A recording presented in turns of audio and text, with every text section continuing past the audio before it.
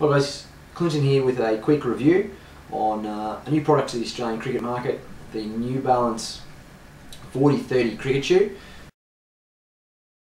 I found myself that I needed a new pair of shoes last week and wanted to do a bit of research before just going ahead and going with the same usual brand that I'd been buying. And what I found was I couldn't actually find a review on YouTube for the New Balance 4030 cricket shoe. Which is this guy here. As it's a fairly new product to the Australian market, I was able to find the launch video with the professional cricketers, obviously launching the product and doing their photo shoot, but couldn't actually find a review of the product itself. So here it is, the New Balance 4030. Now this particular shoe is a batsman's all-rounder shoe or a slow bowler shoe. Now what that means is it doesn't have the additional stability through the sole of the shoe, and it also doesn't have the internal cushioning that fast bowlers need to be able to spend a whole day in the field and not have any problems with obviously excessively sore feet or blisters and things along those lines. So the shoe itself, let's go through the characteristics very quickly.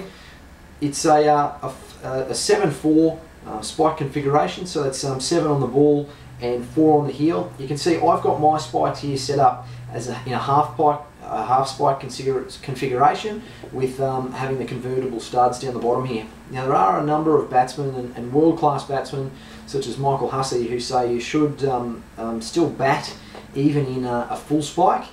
However, I've had a few problems with actually getting my laces caught inside my back spikes or the heel spikes, actually tripping over, and I've actually got myself running out and stumped a few times doing that. So look, I think it comes down to your personal preference. I personally haven't had any problems batting in the half spike, and so look, I think it comes down to personal preference. Just coming to the actual spikes themselves, you can see they're actually a full metal spike.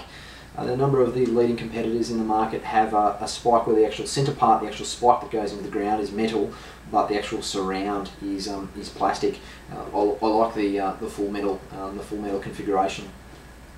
Coming up to the top of the shoe, you can see there's actually a black toe guard section here.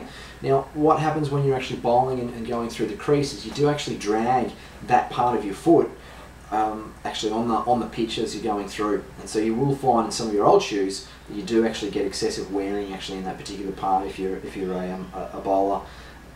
And so what most of the cricket shoes now are putting on is this extra protector part there. Further up the shoe, great ventilation through the mid part of the shoe. Didn't have any problems when, or I haven't had any problems with ventilation and actually feeling like I've got hot feet. The last piece that I really like with the New Balance shoe is actually a configuration that they've got in the actual laces, or the lacing configuration. It has the ability for you to do specialised type of lacing up the boot or the shoe to allow, it means that your foot can get the best stability that it possibly can.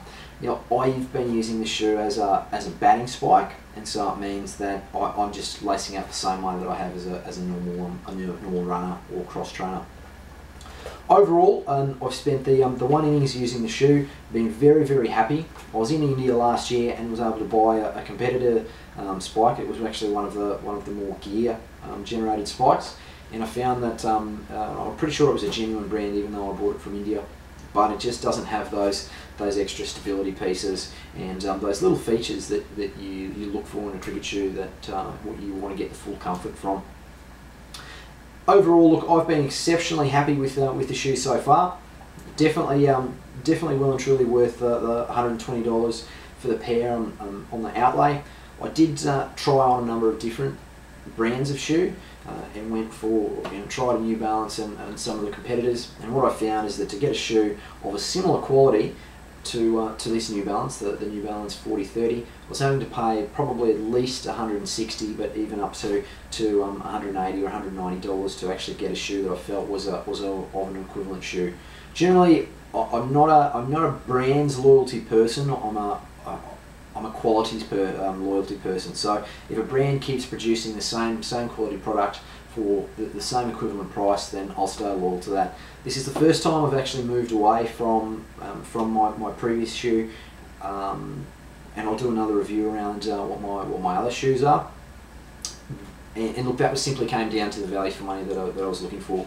New Balance is a new product in the market, so I was keen to try something new. And obviously, New Balance has got a fairly exceptional history behind it, making other forms of shoes. So that's the New Balance 4030. There's also the bowling all-rounder shoe. Looks very similar to this one,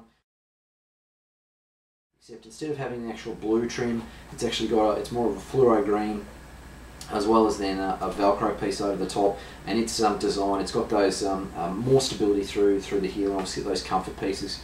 Do pay a little bit extra for it, but on the balance, I think it's probably still a very good value for money shoe. So overall, look, very happy with the New Balance shoe.